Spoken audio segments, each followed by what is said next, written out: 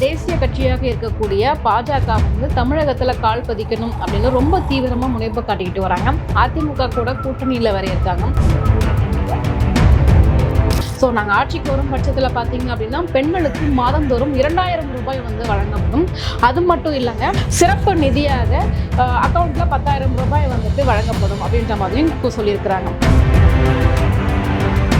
இப்போ இருக்கிற காலகட்டத்தில் பெண்களுக்கான பாதுகாப்புங்கிறது ரொம்ப ரொம்ப முக்கியமானதாகவும் கேள்விக்குறியானதாகவும் இருக்கு அப்படின்னு தான் சொல்லணும்.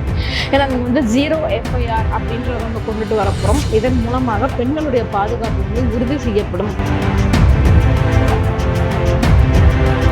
மகளிர் தொழில் முனைவோரை வந்துட்டு நிறைய உருவாக்கணும். அதாவது பெண்கள் வந்துட்டு கண்டிப்பாக வேலை செய்யும், சுயமா தொழில் பண்ணணும் அப்படிங்கிறதுக்காக வந்துட்டு மகளிர் சுய உதவி குழுக்கள், கூட்டுறவு சங்கங்கள் மூலமா பார்த்தீங்க அப்படின்னா 50 லட்சத்துக்கு வட்டியில்லா கடன் வந்துட்டு வழங்கப்படும் அப்படின்னு சொல்லியிருக்கிறாங்க. இது உண்மையிலே எவ்வளவு பெரிய வரவேற்கத்தக்க ஒரு விஷயம் பார்த்தீங்களா?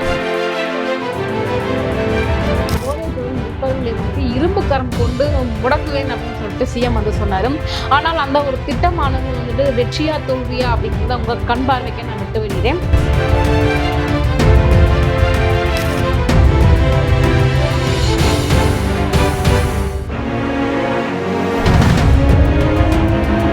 ஜாம்பவான் நேயர்களுக்கு வணக்கம்.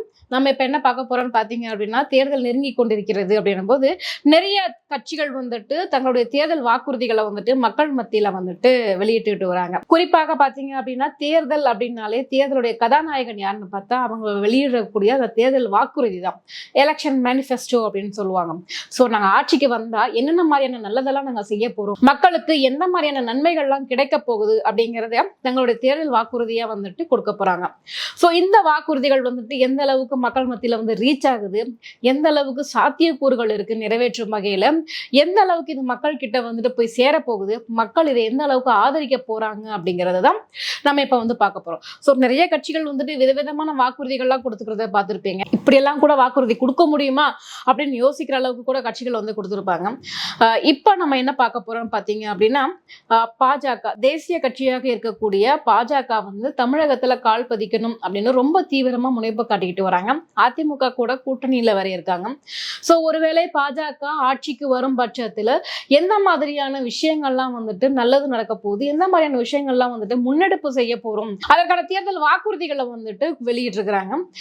இந்த வாக்குறுதிகள் வந்துட்டு எந்த அளவுக்கு ரொம்ப சிறப்பு வாய்ந்ததாக இருக்கு அப்படிங்கிறத மக்களாகிய உங்ககிட்டயே நாங்க வந்து விட்டுறோம். சோ இப்ப முதல்ல அவங்க என்ன கொடுத்திருக்கிறாங்க அப்படின்னா மகளிருக்கான கௌரவம் அப்படின்னு கொடுத்திருக்கிறாங்க. சோ நாங்க ஆட்சிக்கு வரும் பட்சத்துல பாத்தீங்க அப்படின்னா பெண்களுக்கு மாதந்தோறும் 2000 ரூபாய் வந்து வழங்கப்படும். அது மட்டும் இல்லைங்க, சிறப்பு நிதியாக அக்கௌண்ட்ல 10,000 ரூபாய் வந்துட்டு வழங்கப்படும் அப்படின்ற மாதிரி சொல்லியிருக்கிறாங்க. ஸோ மாதம் 1000 ரூபாய் திட்டம் அப்படின்றது திமுக வந்து துவங்கினாலுமே கூட அது ரொம்ப பெரிய வரவேற்பை வந்து பெண்களிடத்துல வந்து கிடைச்சது. ஸோ அதை தாண்டி வந்துட்டு இப்ப எல்லா கட்சிகளும் இந்த மாதிரி பெண்களுக்கான ஒரு உரிமை தொகையை வந்துட்டு வழங்க ஆரம்பிச்சிருக்கிறாங்க. பாஜகவும் அதை முன்னெடுத்திருக்கிறாங்க. நாங்க ஆட்சிக்கு வரும் பட்சத்துல சிறப்பு நிதியாக நாங்க 10,000 ரூபாய் வந்து கொடுப்போம் அப்படின்னு சொல்லியிருக்கிறாங்க. அடுத்தபடியா பாத்தீங்க அப்படின்னா குடும்ப பட்ஜெட்ல வந்துட்டு சேமிப்பு. இந்த முறை பாத்தீங்க அப்படின்னா கேஸுக்கு வந்துட்டு ரொம்ப காசு வந்து செலவாகுது. கிட்டத்தட்ட 400 ரூபாய் 500 ரூபாய் வித்துட்டு இருந்த கேஸ் வந்து இன்னைக்கு ஒரு 1000 ரூபாய் கிட்ட வந்து நெருங்கி இருக்குது. ஆனா நடுத்தர ஏழை மக்கள் வந்துட்டு கேஸ் பயன்பாட்டை வந்துட்டு ரொம்ப கஷ்டமா இருக்கு பயன்படுத்துவதற்கு அப்படின்னு நிறைய பக்கம் குமுறல்களை கேட்க முடியுது. ஸோ பாஜக ஆட்சிக்கு வரும் பட்சத்துல கண்டிப்பாக வருஷத்துக்கு 3 சிலிண்டர் வந்து நாங்க விலையில்லா சிலிண்டராக இலவச சிலிண்டராக கொடுப்போம் அப்படின்னு சொல்லியிருக்கிறாங்க. உண்மையிலேயே இந்த கேஸ் வந்து இலவசமா கொடுக்கறது அப்படிங்கிறது ரொம்ப இல்லத்தரசிகளுக்கு வந்துட்டு மிகப்பெரிய ஒரு வரப்பிரசாதம் அப்படின்னு கூட சொல்லலாம். ஏன்னு பாத்தீங்க அப்படின்னா மாதந்தோறும் வந்துட்டு இதுக்காகவே ஒரு குறிப்பிட்ட தொகை வந்து எடுத்து வைக்கக்கூடிய ஒரு நிலைமை வந்து மாறும். இப்படி ஒரு ஸ்கீம் வந்துச்சு அப்படின்னா கண்டிப்பாக ஒரு மிகப்பெரிய சுமையானது இறக்கி வைக்கப்படும் அப்படின்னு நம்பலாம். ஸோ பெண்களை கவர்வதற்காக பாஜக அரசு திட்டம் போட்டு ரொம்ப அழகா பிளான் பண்ணி இந்த மாதிரியான ஒரு மேனிஃபெஸ்டோ வந்து கொடுத்திருக்கிறாங்க. கண்டிப்பாக இது இல்லத்தரசிகளுக்கும் பெண்களுக்கும் ரொம்ப ஒரு பிடித்தமான ஒரு வாக்குறுதியாக இருக்கும் அப்படிங்கிறதுல ஐயமில்லை. அடுத்து பாத்தீங்க அப்படின்னா பெண்களுக்கான பாதுகாப்பு. இப்ப இருக்கிற காலகட்டத்துல பெண்களுக்கான பாதுகாப்புங்கிறது ரொம்ப ரொம்ப முக்கியமானதாகவும் கேள்விக்குறியானதாகவும் இருக்கு அப்படின்னு தான் சொல்லணும். ஏன்னா நீங்க வந்து 0 FIR அப்படின்றத வந்து கொண்டுட்டு வரப்போறோம். இதன் மூலமாக பெண்களுடைய பாதுகாப்பு வந்து உறுதி செய்யப்படும். பெண்களுக்கு ஏதோ ஒரு பிரச்சனை வந்துருச்சு, அவங்களுக்கான ஒரு பாதுகாப்பு கேள்விக்குறியாக இருக்குது அப்படின்னும் போது நம்ம வேக வேகமா போய் காவல்துறை கிட்ட கம்ப்ளைண்ட் பண்ணணும் அப்படின்னா முதல்ல FIR அப்படின்னு வந்து போடுவாங்க. ஸோ FIR போட்ட பிறகுதான் ஃபர்தரா ப்ரொசீட் பண்ணுவாங்க. இனிமே வந்து பாத்தீங்க அப்படின்னா பாஜக ஆட்சிக்கு வரும் பட்சத்துல வந்துட்டு FIR 0 FIR வந்து உடனே கம்ப்ளைண்ட் ஒண்ணு கொடுத்தோம்னா இமீடியட்டா அந்த கம்ப்ளைண்ட் மேல இருக்கிற உண்மைத்தன்மை என்ன அப்படிங்கறத கண்டுபிடிக்க போலீஸ் வந்துட்டு முனைப்பு காட்டுவாங்க. அதன் விசாரணையில வந்து இறங்கிடுவாங்க. ஸோ FIR போடுற வரைக்கும் வெயிட் பண்ணணும்னு அவசியமே கிடையாது. இது உண்மையிலேயே மிகப்பெரிய பாராட்டத்தக்க வரவேற்கத்தக்க கூடிய ஒரு விஷயமா வந்து பார்க்கப்படுது. அது போக பாத்தீங்க அப்படின்னா எல்லா இடத்திலும் சிசிடிவி வந்துட்டு 100% வந்துட்டு கன்ஃபார்ம் பண்ணி வைக்கப்படும். அதாவது சிசிடிவி இருக்கும், சில இடத்துல ஒர்க் ஆகாம இருக்கும். இனிமே அப்படிலாம் கிடையவே கிடையாது. 100% வந்துட்டு எல்லா பக்கமும் சிசிடிவி கேமராக்கள் வந்து இருக்கும். அதன் மூலமாக பெண்களுடைய பாதுகாப்பு வந்துட்டு இந்த இடத்துல உறுதி செய்யப்படும். இதன் மூலமா வந்து பாத்தீங்க அப்படின்னா பெண்களுக்கு ஒரு அச்சம் இல்லாமல் பணியாற்றக்கூடிய ஒரு மாநிலமாக தமிழ்நாடு இருக்க போகுது, ஒரு முன்மாதிரியான ஒரு மாநிலமாக இருக்க போகுது அப்படிங்கிறதுல எல்லளவும் சந்தேகம் இல்லை. ஸோ பாஜகவினுடைய தேர்தல் வாக்குறுதியில பெண்களை கவரக்கூடிய நிறைய அம்சங்கள், நிறைய திட்டங்கள் வந்துட்டு வகைப்படுத்தி வச்சிருக்கிறாங்கன்னு தான் சொல்லணும். மகளிர் தொழில் முனைவோர் வந்துட்டு நிறைய உருவாக்கணும். அதாவது பெண்கள் வந்துட்டு கண்டிப்பாக வேலை செய்யும், சுயமா தொழில் பண்ணணும் அப்படிங்கிறதுக்காக வந்துட்டு மகளிர் சுய உதவி குழுக்கள், கூட்டுறவு சங்கங்கள் மூலமா பாத்தீங்க அப்படின்னா 50 லட்சத்துக்கு வட்டி இல்லா கடன் வந்துட்டு வழங்கப்படும் அப்படின்னு சொல்லியிருக்கிறாங்க. இது உண்மையிலே எவ்வளவு பெரிய வரவேற்கத்தக்க ஒரு விஷயம் பாத்தீங்களா? 50 லட்சம் ரூபாய்க்கு வந்துட்டு வட்டி இல்லா கடன் கொடுத்தாங்க அப்படின்னா கண்டிப்பாக ஒவ்வொரு வீட்டிலும் ஒவ்வொரு பெண்ணும் ஒரு மிகச்சிறந்த ஒரு தொழில் முனைவோராக உருவாகக்கூடிய வாய்ப்பு வந்து உருவாகும். எந்த இடத்துல ஒரு பெண் வந்து முன்னேறி போறாங்களோ கண்டிப்பாக அந்த குடும்பம், அந்த சமூகம் கண்டிப்பாக ஒரு படி மேல்நிலை நோக்கி செல்லும். அதற்கான உதாரணம் தான் வந்து பாத்தீங்க அப்படின்னா தமிழ்நாடுன்னு எடுத்துக்கலாம். ஏன்னா அதிகப்படியான பெண்கள் பாதுகாப்பாக வேலைக்கு செல்லக்கூடிய ஒரு மாநிலமாக தமிழ்நாடு இருக்கு அப்படிங்கிறதுல நம்ம கொஞ்சம் பெருமைப்பட்டுக்கலாம். அதுக்கு இன்னும் வந்து சிறப்பு சேர்க்கும் விதமாக பெண்களுக்கு ஒரு 50 லட்சம் ரூபாய் வந்துட்டு நாங்க கடன் கொடுக்கிறோம், வட்டி இல்லா கடன் கொடுக்கிறோம்.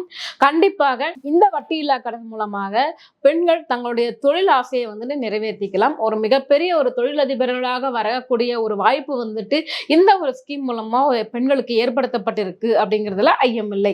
அடுத்த வாக்குறுதி என்னன்னு பாத்தீங்க அப்படின்னா முருகப்பெருமான் சம்பந்தப்பட்டது. முருக பக்தர்கள் வந்துட்டு தமிழகத்துல எண்ணிலடங்கா மக்கள் இருக்கிறாங்க. முருகனை போற்றி முருகனை துதித்து ஆராதிப்பவர்கள் வந்து இங்க ரொம்ப அதிகமா இருக்காங்க. ஏன்னா சமீப காலத்துல பாத்தீங்க அப்படின்னா மதுரை திருப்பரங்குன்றத்துல நடந்த அந்த கசப்பான அனுபவம் வந்துட்டு நிறைய முருக பக்தர்களுக்கு ஒரு மனவேதனையை வந்து ஏற்படுத்தியிருந்தா இருக்கும். ஆனா இனிமே வரக்கூடிய காலகட்டங்கள்ல இனிமே அந்த ஒரு பிரச்சனை வந்துட்டு கண்டிப்பாக இருக்காது. திருப்பரங்குன்ற மலையில தீபத்தூண்ல கண்டிப்பாக கார்த்திகை தீபம் ஏற்றப்படும் அப்படின்ற ஒரு வாக்குறுதியை வந்து கொடுத்திருக்கிறாங்க. கண்டிப்பாக இது முருக பக்தர்கள் அனைவருக்கும் ஒரு இனிப்பான ஒரு செய்தியாகத்தான் இருக்கும். முருகனுடைய அருள் வந்துட்டு கண்டிப்பாக எல்லாருக்கும் கிடைக்கணும். அந்த தீபத்தூண்ல வந்துட்டு கார்த்திகை தீபம் ஏற்றப்படணும் அப்படிங்கிறது நிறைய முருக பக்தர்களுடைய ஒரு கோரிக்கையாக இருக்குது. கண்டிப்பாக நாங்கள் ஆட்சிக்கு வரும் பட்சத்துல அந்த ஒரு கோரிக்கையானது நிறைவேற்றப்படும் அப்படின்னு சொல்லியிருக்கிறாங்க. போதையில்லா தமிழகத்தை உருவாக்குவது மட்டும்தான் எங்களுடைய நோக்கம் அப்படின்னு சொல்லிட்டு எல்லா கட்சிகளும் தங்களுடைய ஒரு அரசியல் வாக்குறுதியாகவே, தேர்தல் வாக்குறுதியாகவே வந்துட்டு கொடுத்துக்கிட்டு இருக்கிறாங்க.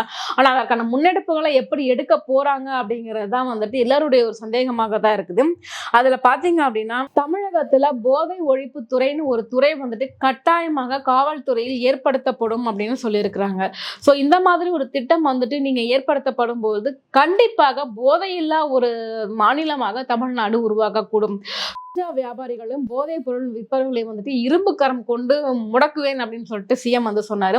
ஆனால் அந்த ஒரு திட்டமானது வந்துட்டு வெற்றியா தோல்வியா அப்படிங்கிறத உங்க கண் பார்வைக்கே நான் விட்டு விடுகிறேன். அது சமயம் பாத்தீங்க அப்படின்னா இன்றைய தினம் பாஜக தரப்புல வெளியிட்டிருக்கிற இந்த மேனிஃபெஸ்டோல கண்டிப்பாக போதைப் பொருள் ஒழிப்பதற்காகவே ஒரு தனி இலாக்காவையே நான் உருவாக்க போறேன் அப்படின்னு சொல்லியிருக்கிறாங்க. உண்மையிலேயே இது வரவேற்கத்தக்க கூடிய ஒரு விஷயமா தான் பார்க்கப்படுது. இதன் மூலமாக போதையில்லா மாநிலமாக தமிழ்நாடு வலுப்பெறும். தமிழ்நாடு இளைஞர்கள் இதுக்கப்புறமாவது சிறந்த முறையில முன்னேறுவாங்க, போதையை விட்டுட்டு வெளியே வந்துருவாங்க அப்படிங்கிறதுல நம்ம நம்பலாம். உழவே தலை திட்டம் அப்படின்னு சொல்லிட்டு ஒரு திட்டம் கொண்டு வந்திருக்காங்க. ஒவ்வொரு முறையும் பாத்தீங்க அப்படின்னா கடுமையான வெயில் அடிச்சாலும் சரி, மழை பெஞ்சாலும் சரி, காத்தடிச்சாலும் சரி, பருவநிலை மாறினாலும் சரி, முதல்ல பாதிக்கப்படக்கூடியவங்க விவசாயிகள் அப்படின்னு தான் சொல்லணும். அந்த விவசாயிகளுடைய வாழ்க்கையில ஒரு வளம் சேர்க்கணும் அப்படிங்கிறதுக்காக ஒரு சிறப்பான ஒரு திட்டத்தை வந்து ஏற்படுத்தி இருக்கிறாங்க. என்ன திட்டம் அப்படின்னு பாத்தீங்க அப்படின்னா PM கிசான் நிதியுடன் சேர்த்து விவசாயிகளுக்கு மாதந்தோறும் 9,000 ரூபாய் வந்துட்டு ஊக்கத்தொகை வழங்கப்படும் அப்படின்னு சொல்லியிருக்கிறாங்க. இது உண்மையிலே எவ்வளவு பெரிய ஒரு விஷயம் பார்த்தீங்களா? இப்போ வந்து மாசம் மாசம் அந்த மாதிரி 9,000 ரூபாய் நீங்க ஊக்கத்தொகை கொடுத்தீங்க அப்படின்னா உண்மையிலேயே விவசாயிகளுக்கு ரொம்ப பயனுள்ளதாக இருந்திருக்கும். பெரிய பெரிய நில ஏக்கர்ல விவசாயம் பண்றவங்களுக்கு இந்த பிரச்சனை தெரியாதுங்க.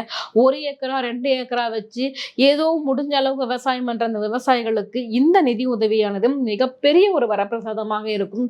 ஸோ பெண்கள் மட்டும் கிடையாது, இளைஞர்களுக்கும், பக்தர்களுக்கும், ஆன்மீகவாதிகளுக்கும், விவசாயிகளுக்கும் ஒரு சிறப்பான ஒரு திட்டம் வந்துட்டு கொண்டு வர போகிறதாக எலெக்ஷன் மேனிஃபெஸ்டோல வந்து தெரிவிச்சிருக்கிறாங்க. கண்டிப்பாக இந்த தேர்தல் வாக்குறுதியானது எல்லா தரப்பு மக்களையும் திருப்திப்படுத்தும் அப்படின்றதுல கடுகளவும் சந்தேகம் இல்லை. அடுத்தது பாத்தீங்க அப்படின்னா ஒளிமயமான எதிர்காலம் அப்படின்னு சொல்லிட்டு இளைஞர்களுக்காக ஒரு திட்டம் கொண்டு வந்திருக்கிறாங்க. அதாவது முதல் தலைமுறை பட்டதாரிகளுக்கு கிட்டத்தட்ட வட்டி இல்லா கடனாக 10 லட்சம் ரூபாய் வந்துட்டு வழங்கப்படும் அப்படின்னு சொல்லியிருக்கிறாங்க. இந்த வட்டியில்லா கடன் பார்த்தீங்க அப்படின்னா கண்டிப்பாக இளைஞர்களை ஒரு மிகச்சிறந்த ஒரு தொழிலதிபர்களாக மாற்றலாம் அப்படிங்கிறதுல ஐயம் இல்லை. ஏன்னா ஒவ்வொரு வாட்டி பார்த்தீங்கன்னா கவர்மெண்ட் எக்ஸாமுக்கு வந்து அவ்வளோ கஷ்டப்பட்டு படிச்சும் வந்து கவர்மெண்ட் எக்ஸாம் வாய்ப்பு தட்டி போகிறதாக இருக்கட்டும், பல கம்பெனிகள் ஏறி இறங்கி வேலை இல்லாத ஒரு சூழ்நிலையாகட்டும், சரி எதுவுமே நமக்கு செட் ஆகலை, நீ அடுத்தது ஏதாவது தொழில் தொடங்கலாம் அப்படின்னும் போது கூட அதற்கான ஒரு வாய்ப்புகள் வந்துட்டு நிறைய பேருக்கு கிட்டாமலே கூட போயிருக்கும். இனிமே அந்த சூழ்நிலை கிடையாது. ஏன்னா பாஜகவினுடைய அந்த தேர்தல் அறிக்கையில பாத்தீங்க அப்படின்னா என்ன சொல்லியிருக்காங்க அப்படின்னா இளைஞர்களுக்கு வட்டியில்லா கடனாக 10 லட்சம் ரூபாய் வந்து கொடுக்க போறோம். இதன் மூலமாக கண்டிப்பாக இளைஞர்கள் பெரிய அளவுல தங்களுடைய ட்ரீம்ஸை வந்து அச்சீவ் பண்ணலாம் அப்படின்ற மாதிரியான ஒரு திட்டம் வச்சிருக்கிறாங்க. இது மிகச்சிறந்த பாராட்டக்கூடிய ஒரு திட்டமாக வந்துட்டு மக்கள் மத்தியில பார்க்கப்படுது. பெண்களுக்கு ஸ்கூட்டர் அப்படின்னு சொல்லுவாங்க. இது ஏற்கனவே கொண்டு வந்த திட்டம் தான். ஆனா திமுக ஆட்சியில் அந்த திட்டம் வந்துட்டு செயல்படுத்தப்படாம இருந்திருக்கு அப்படின்னு சொல்லலாம். பெண்களுக்கான ஸ்கூட்டர் வழங்குறதுல கிட்டத்தட்ட ஒரு 25,000 ரூபாய் வந்துட்டு மானியமா கொடுக்கப்படும் அப்படின்னு சொல்லியிருக்கிறாங்க. இந்த மானியமானது கண்டிப்பாக பெண்களுக்கு ஒரு மிகப்பெரிய ஊக்கத்தொகையாக தான் இருக்கும் அப்படின்னு சொல்லலாம். ஏன்னா வந்துட்டு வண்டி வாங்கணும், 2 வீலர் கனவு அப்படிங்கிறது எல்லாருக்குமான ஒரு மிகப்பெரிய ஒரு கனவாகத்தான் வந்து இருக்குது.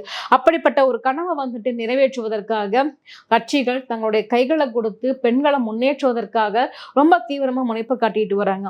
கண்டிப்பா இந்த 25,000 ரூபாய் மானியம் பார்த்தீங்க அப்படின்னா அவங்களுடைய கனவான பைக் வாங்கிக்கலாம். இதன் மூலமா பார்த்தீங்க அப்படின்னா ஒரு இடத்துல இருந்து இன்னொரு இடத்துக்கு நம்ம வேகமா யாரையும் எதிர்பார்க்காம எந்த உதவியும் இல்லாம பெண்கள் சுயமாக தங்களுடைய முன்னேற்ற பாதையில் செல்லலாம். வண்டி ஓட்ட கத்துக்கிட்டாலே பாத்தீங்க அப்படின்னா மிகப்பெரிய ஒரு தன்னம்பிக்கை வந்து பெண்களுக்கு வந்து ஏற்படும். அதுல வந்து மாற்று கருத்தே கிடையாது. ஸோ ஒவ்வொரு பெண்களும் வந்துட்டு இதை கத்துக்கணும். அதன் மூலமா வந்துட்டு யாரையும் டிபெண்ட் பண்ணாம இருக்கணும் அப்படிங்கிறதான் நம்மளுடைய அரசியல் கட்சி தலைவர்களுடைய மிகப்பெரிய கனவாகத்தான் இருக்கிறது. ஸோ ஓவராலா பார்க்கும்போது இந்த தேர்தல் அறிக்கையானது இளைஞர்களாகட்டும், பெண்களாகட்டும், விவசாயிகளாகட்டும், மாணவர்களாகட்டும், பக்தர்களாகட்டும் எல்லாருக்குமே வந்து ஏற்ற ஒரு சிறப்பான ஒரு தேர்தல் வாக்குறுதியா வந்துட்டு வெளியிட்டிருக்கிறாங்க. கண்டிப்பா இது மக்களுக்கு மிகவும் பயனுள்ளதாக இருக்கும் அப்படிங்கிறதுல கடுகளவும் சந்தேகம் இல்லை. மீண்டும் இது போன்ற ஒரு நிகழ்ச்சியில் உங்களை சந்திக்கிறேன். நன்றி, வணக்கம்.